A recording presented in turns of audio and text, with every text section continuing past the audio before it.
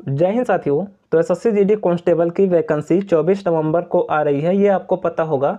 और अभी एक नोटिस सर्कुलेट हो रहा है, बहुत सारे लोग टेलीग्राम पर पूछ रहे हैं ये रियल है या फिर फेक है। यहाँ पर बताया जा रहा है 75,768। और देखिए ये फुल नोटिस है, इन्होंने फुल नोटिस तैयार कर दिया है। यहाँ पर सब कुछ वैकेंसी भी बता दी है और यहाँ पर एज लिमिट भी इन्होंने बता दिया है कि 18 से 23 साल एज लिमिट होगा। 1/8/2023 से इसका एज काउंट होगा।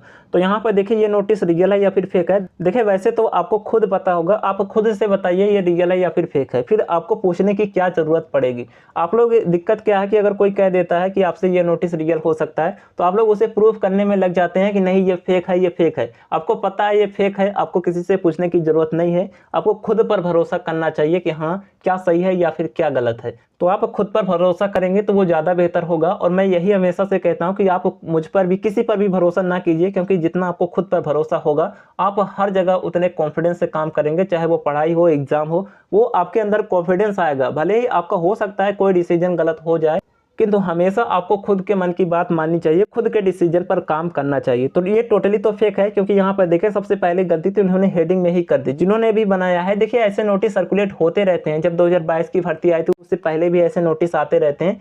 वैकेंसी से पहले ऐसे नोटिस बना देते हैं, तो यहाँ पर इससे आपको परेशान नहीं होना है। देखिए ये 23 इन्होंने दिया है, जबकि वैकेंसी 2024 की है। पहली गलती तो इन्होंने यहाँ पर कर दी।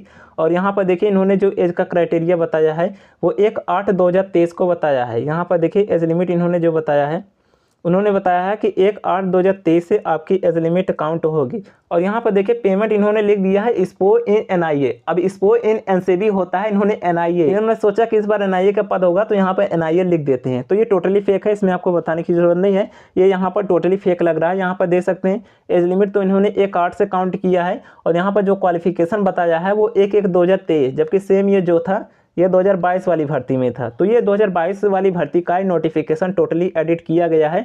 और यहाँ पर देखिए फोटो मैं आपको बता देता हूँ। यहाँ पर देखिए इसके फोटो वाले सेक्शन में बताया गया कि फोटो अपलोडेड ऑन 20 जुलाई 2022, अर्थात आपका फोटो 20 जुलाई 2022 के बाद का होना चाहिए। अभी तो 24 लगने वाला है, ये अभी 22 में ही पड़े हुए हैं। तो अब यहाँ पर देखिए टोटली फेक है, आपको बताने की जरूरत नहीं है। सिंपल सा कोई प्रूफ करने की बात नहीं है। और सबसे बड़ी बात यह है कि आप लोग इसके नोटिस के चक्कर में ना पड़िए, वैकेंसी कितनी आएगी कितनी नहीं आएगी।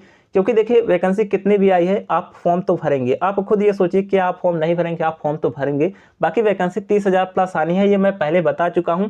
अब भी कह रहा हूं कि हाँ 30,000 प्लस इसकी वैकेंसी आएगी। अब कितना आएगी वो किसी को एग्जैक्ट नहीं पता है। 2-4 दिन आप रुक जाइए, आपको सब कुछ ऑलरेडी क्लियर हो जाएगा। 24 को इसके नोटिफिकेशन आ जाएंगे। बाकी आप लोग अपनी तैयारी करते रहिए, क्योंकि गलती क्या होती है, सभी सोचते हैं कि अभी हमारे पास टाइम है। किंतु फ्रेंड्स आप लोग चाहे 1 घंटे पढ़े, चाहे 2 घंटे, चाहे 4 घंटे पढ़े, कम से कम आप 5 से 6 घंटे, अगर किसी दिन कोई काम हो जाता है आप नहीं पढ़ पाते तो कम से कम 4 से 5 घंटे पढ़ने की कोशिश कीजिए कि हाँ इतना हम पढ़े।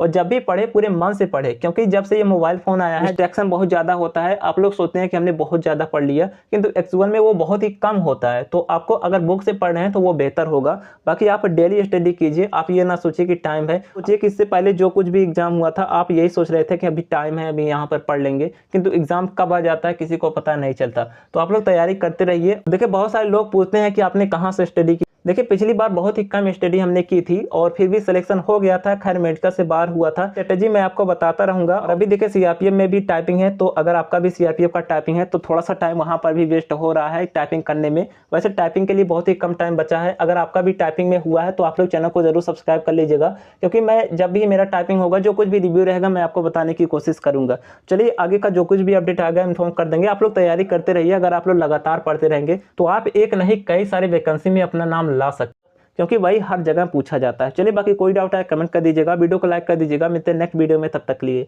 जय हिंद।